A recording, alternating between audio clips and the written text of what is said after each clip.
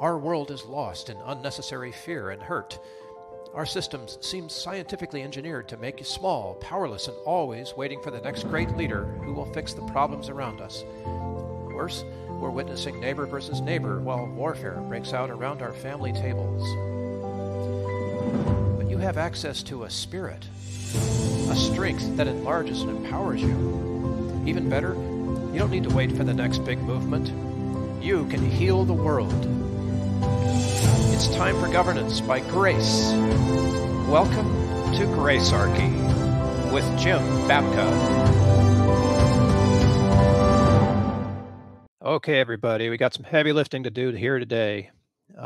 Jim sent me an article, and I think the best way to set this up, with your permission, Jim, I'd like to, instead of read the article, good heavens, but we'll cite it, we'll put it in the notes, sort of go through the assumptions that the article implies and the main points that it offers. And then let's bounce around on that, because I know we got to get that stuff out of the way before we can offer people the conclusions that you have in mind. Okay. Fair enough? Yeah, especially the first part. I'm really interested how you're going to do this. Yeah, well, me too. So the article is called The Crucifixion of Donald Trump, and it's a July 5th article from Compact written by Lee Siegel. We'll link it in. And it's not a long article, y'all, but it was tough. I No. had to read it several times, to get into it. So Mr. Siegel makes some assumptions, and I've got my notes here. First of all, he assumes that MAGA, Make America Great Again, loves Trump because Trump reminds MAGA of itself, imperfect. Fair enough? I'm with you. I'm tracking. Tracking so far. Okay, number Mhm. two, and this is a really interesting one. In our age, that is our current era, understanding implies that you're complicit in something.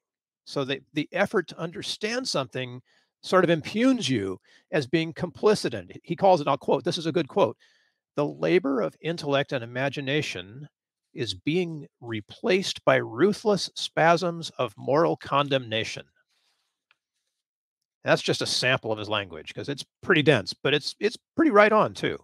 Yeah, the only thing I would quibble with is the age thing. I don't think this is a new phenomena. I do think it's the particular place it's happening right now and the way it's happening is new. Like, but you know how they say that history rhymes, Yes, right? going on. So circumstances are specific and new and unique and different, but there's something happening. There's a pattern that keeps happening and occurring. Uh, I'm sorry. I Go agree on. with you about that. Yeah. You're summing up the article. That's the only quibble I have with that. No, and it's a good Otherwise, one. brilliant.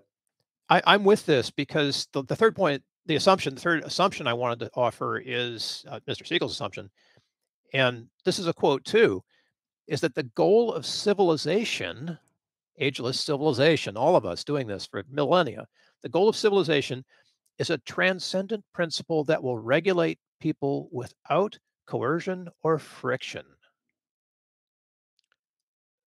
From Siegel's keyboard to God's ears, I hope. I so I mean, I'm a guy that's talking about the zero aggression principle. And we have a zero aggression project, zeroaggressionproject.org, which sponsors the show. And that work that I did specifically led me into work on a philosophy called the philosophy of human respect, Yeah. which is based on a principle. And that principle is, and I mean that in the natural sense, as in like scientific law, that every time someone initiates violence or theft or fraud or vandalism against another person, causes them harm to their person or property, their happiness, harmony, and prosperity will go down. Always. It's consistent. It's like gravity. You can predict it. And if you know that, and we know that in our day to day lives. Once you know that applies consistently across the board, you start to recognize the state is a perpetrator that routinely violates this and pretends that somehow or other it can suspend this law of reality, this social law of reality. So that's called the philosophy of human respect. And I'm employed part time. That's one of the things I'm out there doing is trying to advance that. So I when he says the goal of civilization is a transcendent principle that will regulate people without coercion and friction, I'm not kidding when I say from his keyboard to God's ears. I'm with you on that, and I would like to say that that is essentially the big picture here. I'm not sure if anyone listening or if you will agree with me on that, but if we had to say in our minuscule little bubbles of what we think every day, that there was an overarching goal to civilization, I'd have to agree with him.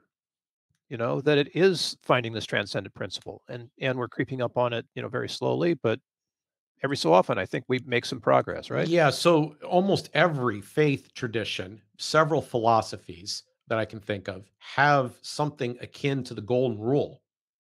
So we can do this professionally. We can talk about doctors. What is the doctor rule? First, do no harm, right? That's number one. What is Jesus's golden rule? He says, do unto others you would have them do unto you.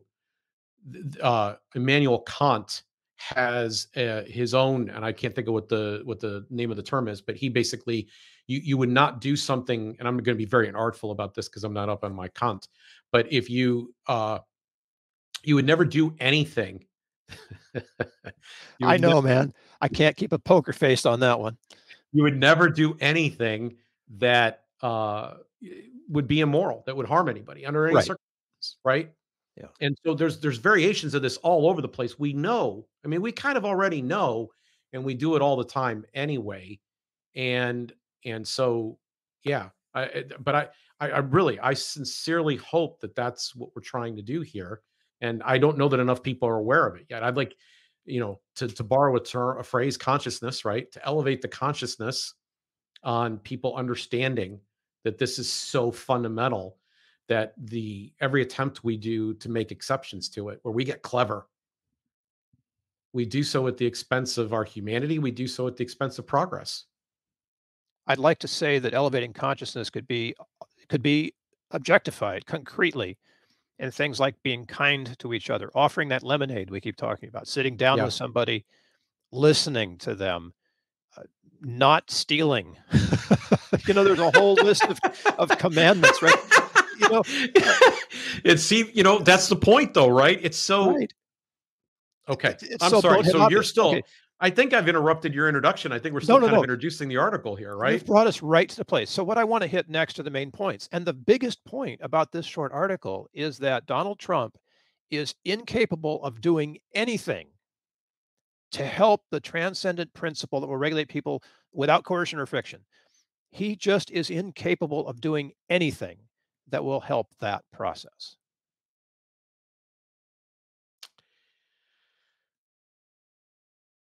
I'm even though I knew what I had some sense of what I wanted to say when I got here. This is one of these moments. It's, I get on here too and I get surprised by some of the things that come out. Okay. We just spent a whole bunch of time talking about the goal of civilization being a transcendent principle that will regulate people without coercion or friction. And then we got into a discussion of all the variations of, the golden rule and human respect, right? We started talking about that. So if Trump is incapable of doing anything on that front, think of it this way. If you have a pain or a wound, could be a physical sign of something more serious underneath. Okay. So Trump is not going to, you're 100% right, make us all better at the golden rule. We've seen the evidence. He doesn't practice it, and I can prove that. That's like so easy to prove. His Yeah. Twitter account all alone, that's, part of his rise to fame. His social media behavior all by itself proves it. Okay, so he's not capable of actually elevating that, but he is capable of being the sore on the top of the surface that indicates that there is a problem underneath, right? Yeah. And I don't mean this in an insulting way. There's a very specific way that he's gone about doing what he's done. He's responding to a very specific set of things that have preceded him, that made him possible. And he's wanted and desired, which was covered in this article. He's wanted and desired in certain quarters because he has these traits. But it's the same way that you would rub the wound. You would press on it to see if it still hurts. You would see if it's worse today. You'd look at it and observe and see if it's worse today. But you can't take your eyes off it, or you can't take your hand off it, or if it's a sore in your mouth, you can't stop your tongue from going and finding it. So he can't make things better because he's contributing to the problem somehow. But there's something soothing about it. Knowing that it's kind of still there, you keep returning to it. he provides some type of temporary relief to it, never solving the problem, but always providing some. And the article is largely covering who gets the temporary Who gets relief the out of temporary this. relief? Sure, Yep, right. It's everybody who that's it's like MAGA feels better by knowing that they have the ears essentially and the yep, attention, yep, even though that attention is not making things better. yep. I think that Siegel makes this point. It's like they're crucifying Trump all the time. But I think you have a bigger point on this. So, and this might be the point of departure here to take, and that's that people forgive others who remind them of themselves. Yeah, but I want to back up a second. Because I remember you talking to me about this beforehand. There's a point that if Trump, if the establishment ever let up on Trump, he would be totally discredited. I'm not sure I read enough books to make the following claim credibly, but I have some degree of confidence about this anyway. Maybe it's Give us Dunning a try. Kruger or whatever. I don't know, but one of the most important books written in the 21st century so far is by Nassim Taleb. It's called Anti-Fragile. Previous to him writing this, most people, most of the time, thought of items having two qualities. So assume for a moment I have a glass in my hand Okay. and I let go of the glass and it hits the floor. If the glass breaks, it is by definition fragile. It had a fragile moment, it broke, it shattered. Okay. Second, if I let go of the glass and I drop and it doesn't break, then it was robust. It was able to handle it. But the glass is structurally the same thing it was before. But in a variety of areas of our life, there is a third category that exists. And for this, I like to switch the metaphor to your muscles. If you exercise your muscles, which essentially causes microfiber tears, if you exercise them, you put them through stress. In other words, you drop the glass, they can come back stronger. What if the glass in the metaphor had the ability, as a result of bouncing it, to be stronger? So, in other words, it's anti fragile. It needs the stress test in order to actually become what it truly needs to become. So, there's a third Yeah. category that we call anti fragile. I love where you're going with this. Yes. I have been a observer of politics from my entire this goes back. I'm a keen observer since my ninth grade year in high school. It's when I started to realize I was going to go into to some political related field.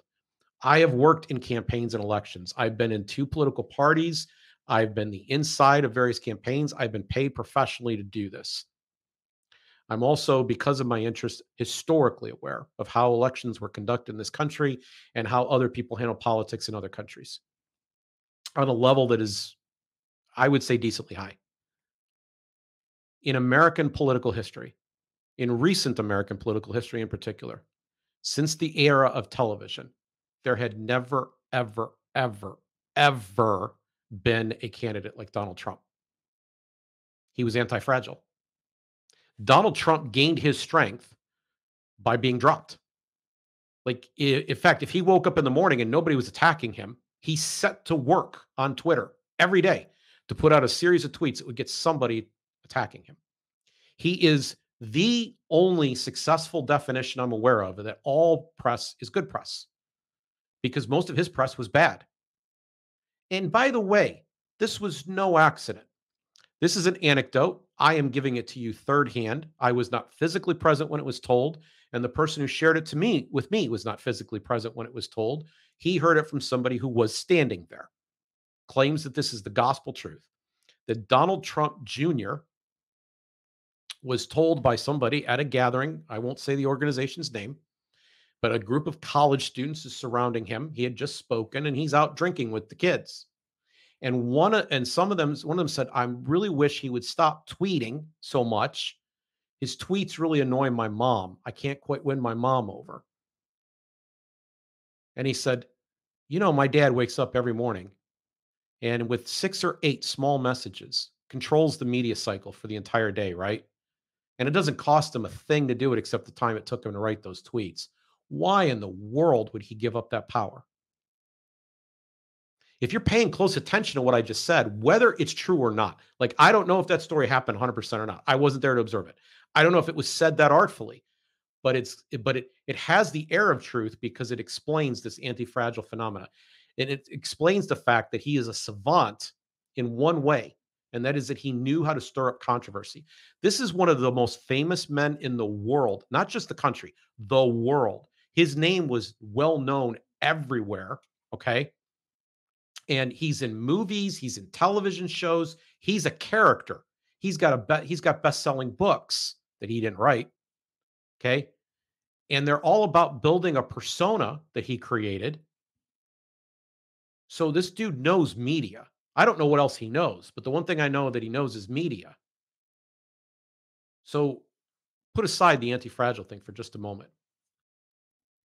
He stuns the world and he gets elected in 2016. Nobody saw that coming. Right up until election day, nobody saw it coming. It came as a shock on election night. I know. I remember I was sitting there watching it. Nobody could believe it happened. He was supposed to lose. The pollsters all had him losing. Then afterwards, they all had to scramble to figure out, well, how'd this happen? And Hillary's people were devastated. They're crying on television. Holy cow, they can't believe what they just witnessed. How did it possibly happen? Rachel Maddow said we didn't do enough. Nope, nope, nope. He was anti-fragile. You made him. You made him. So I want to just elaborate on this point for a second because I said to my son, I said something that turned out to be entirely wrong. I said, well, a few months of him running this game and the Democrats are going to figure out what he's doing and they're going to change. They're going to finally adapt to the play. In fact, I used a football metaphor with my son. I suggested that if you ran off tackle, right? This is the type of, we're about to start NFL football. And so, you're running, let's say you're going to go run to the left and the guard is going to swing out and pull, the offensive lineman is going to pull, and you're going to run that play. And every time you run it, you're gaining 8-9 yards. You're going to keep running that play all day because it's a low risk play and it's working. So the defense is going to adjust to that, right?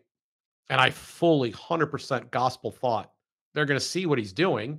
It's like film study. And they're going to go, well, we're going to adjust the play. They didn't adjust the play.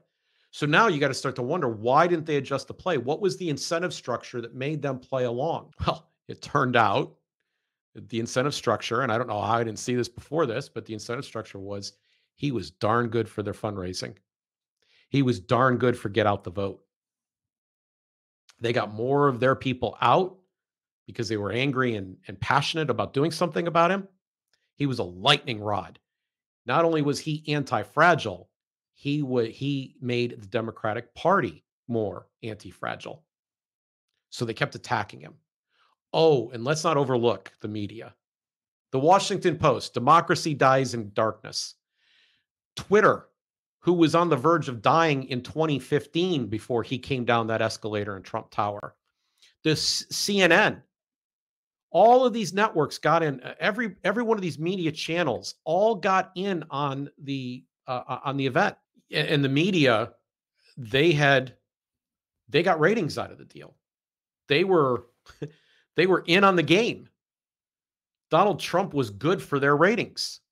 So anybody else that was in that race, and anybody that's in the race in 2024, they're starved for media attention because he sucks all the oxygen out of the room.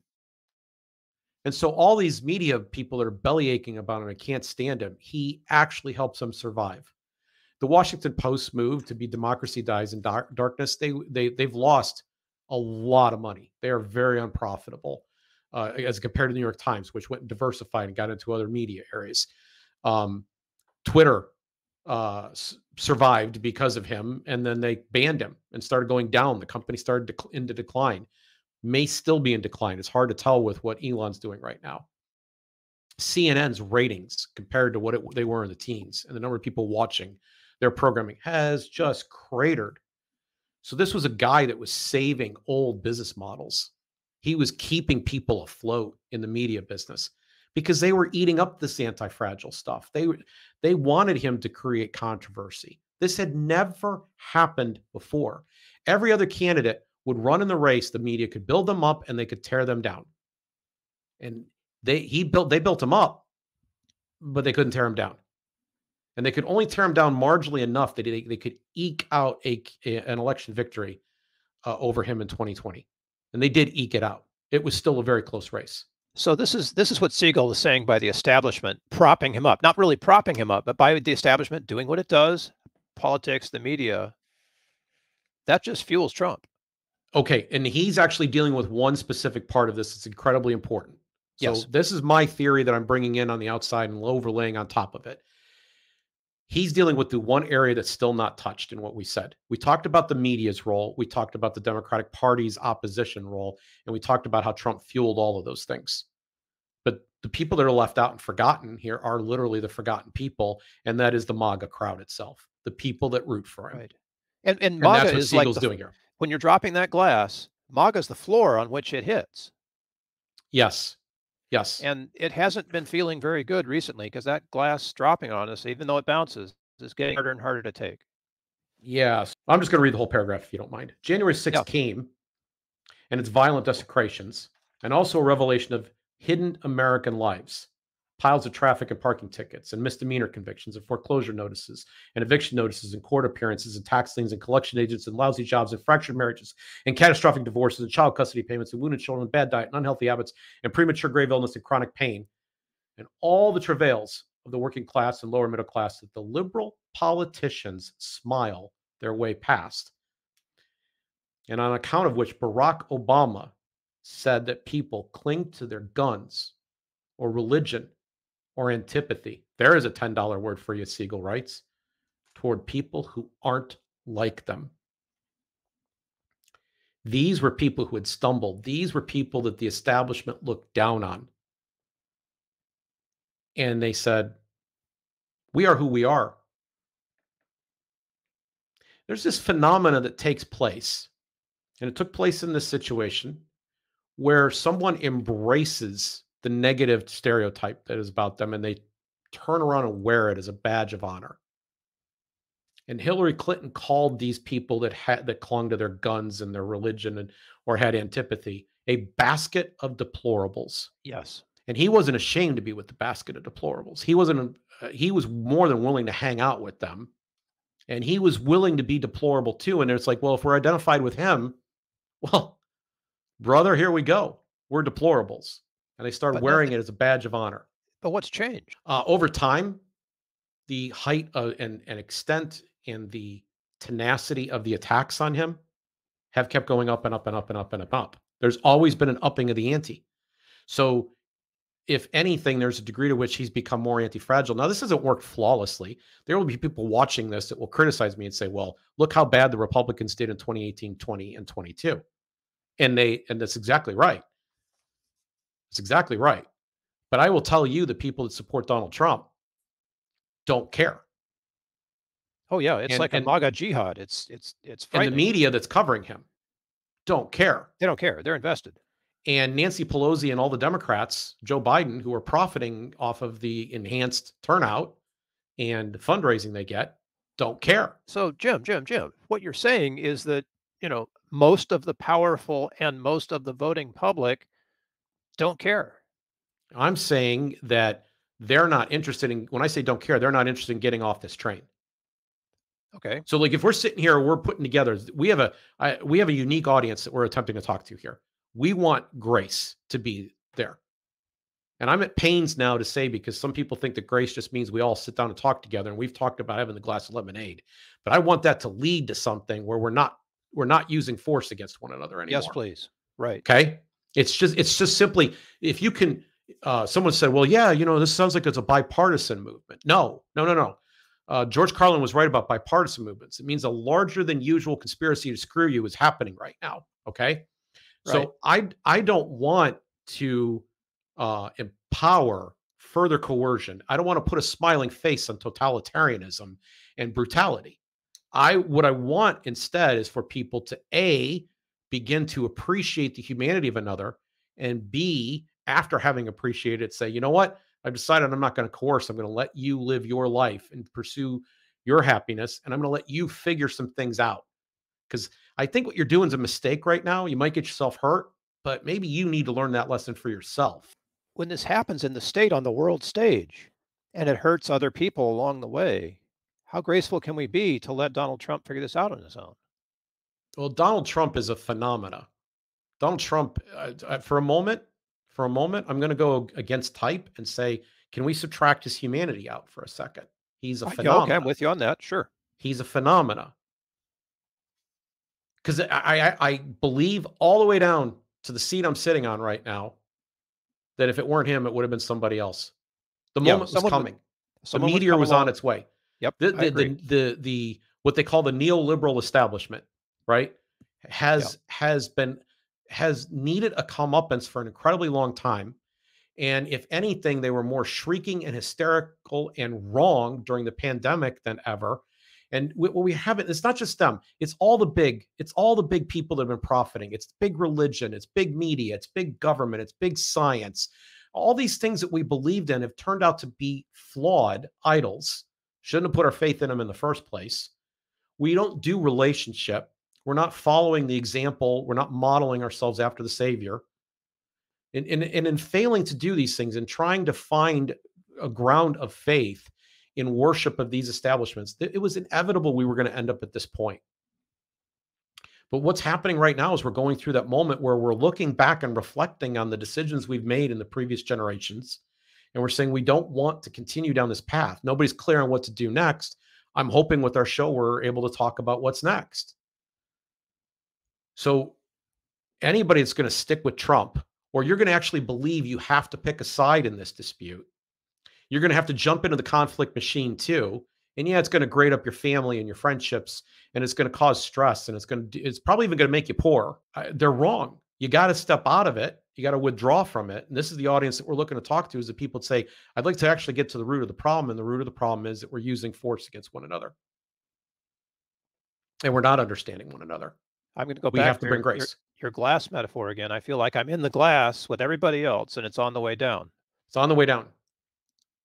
But he actually spoke for a group of people who felt disaffected, felt like they weren't being heard. In fact, it was worse than being heard. They felt like they were being talked down to. They felt like they were being told they were the problem themselves for whatever political points or whatever that was supposed to score. And in the midst of all of this, by the way, there's a big political realignment. You know, growing up, again, keen political observer, the Democrat Party was the party of the little guy, and the Republicans were for the big corporations. You remember this? Oh, yeah. Yeah. It ain't true now. Donald Trump represents far more of these little guys than the Democrats do. And the Democrats, if you did a per capita study here, they got a lot of really wealthy big donors in academia and Hollywood and business.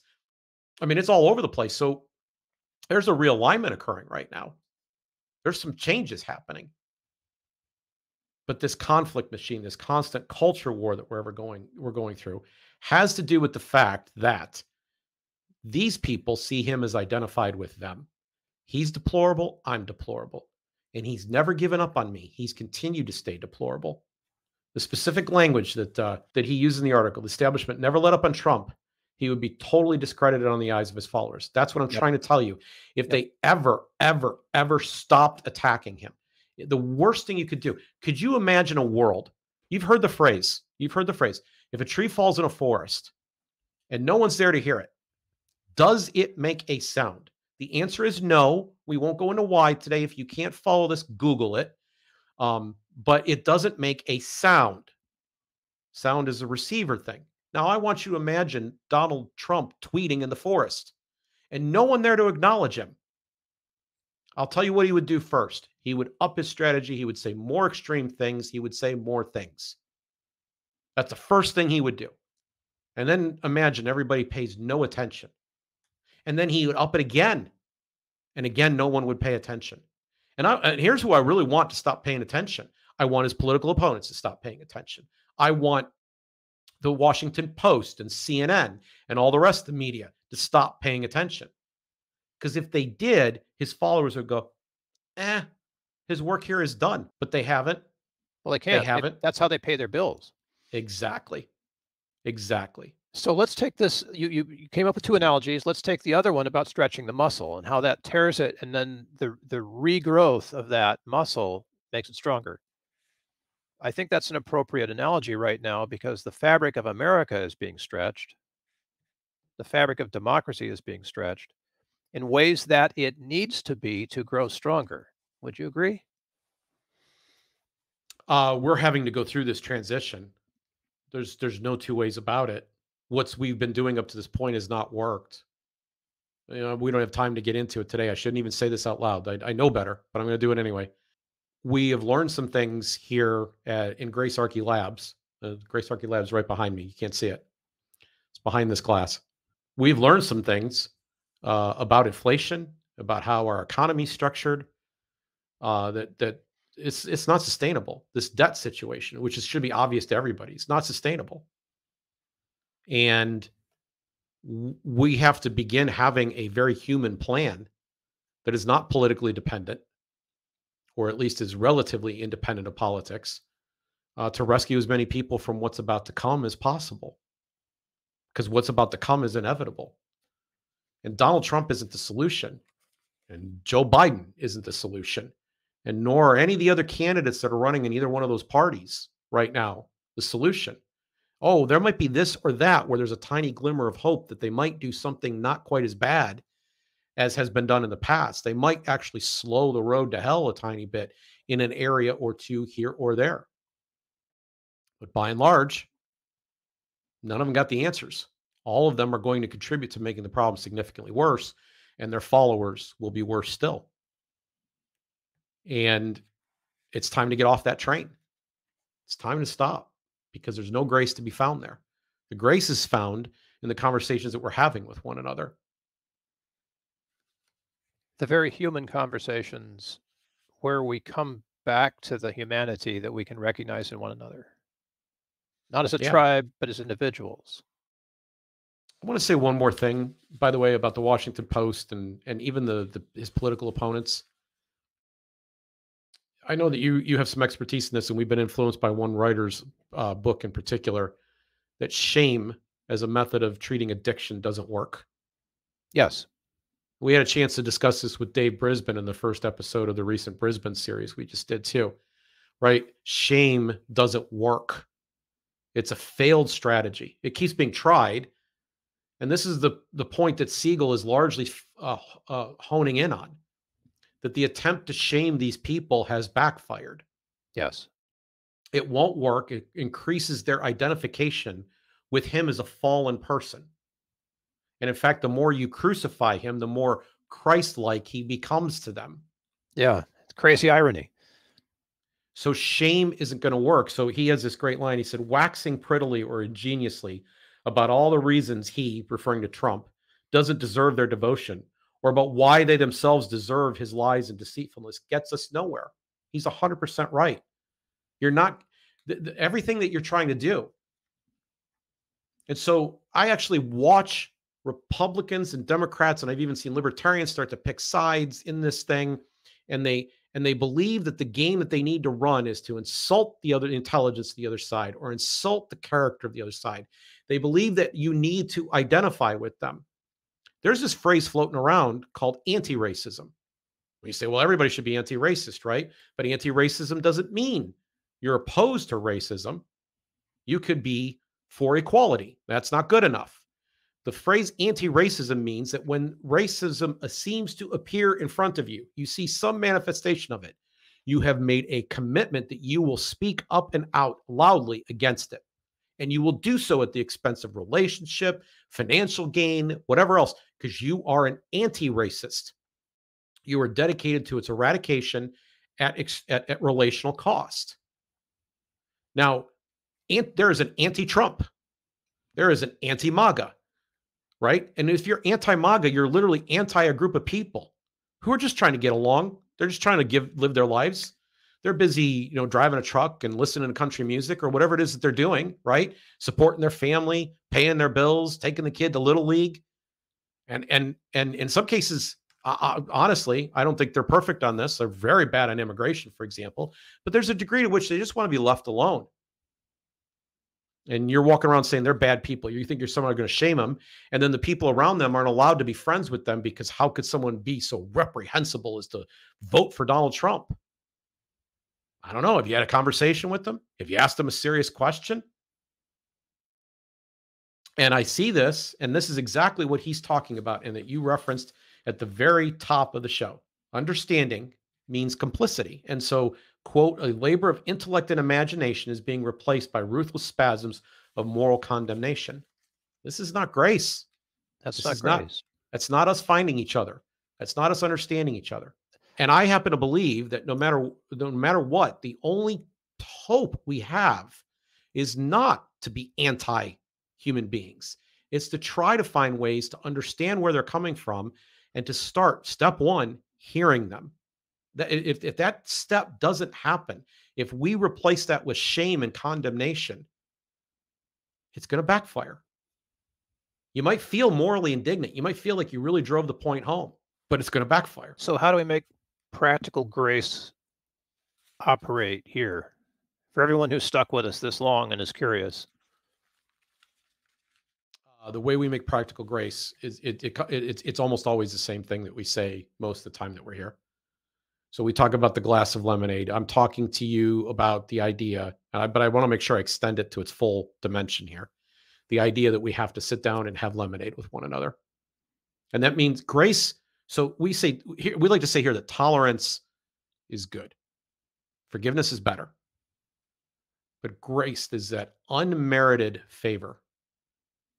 It's not deserved. Somebody has done something you can't understand. It doesn't make sense to you. It feels wrong. And instead of rushing to shame or condemnation, instead of running away, you go towards them and say, hey, you're a human being. What's your deal? Explain it to me. Help me understand why you come at this the way you come at it. I want to know. And then I want to add, because we've talked about all that point a lot, it's not just a conversation. It doesn't stop there.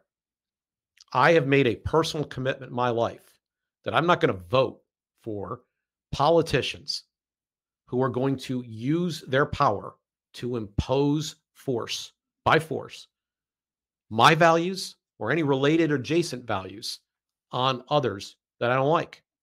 Not going to do it. I believe in self-defense steadfastly. I've talked about that. We talked about that episode 1 on this show. I'm saying that it is wrong to initiate force against other people, and the results will always be that happiness, harmony, and prosperity will go down. So step one, have the conversation that says, I'm going to see you as a human being when I disagree with you, and I want to know what makes you tick. And step two, don't resort to force to get your way. And when those two things happen, we will change the world.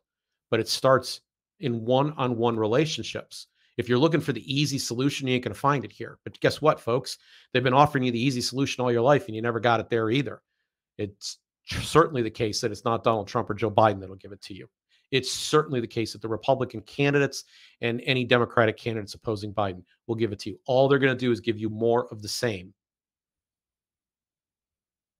And so the break from this is to step away from all of that pretty completely and go a radically new direction where we're not into these. There's no cult or worship for any of these. There's no solution where we got a quick fix and we can just eradicate our enemies because we voted the right way. It won't work. I think, by the way, Bill, if I could put a cap on this, I think this is exactly the advice that Jesus Christ gave. Take up your cross and follow me.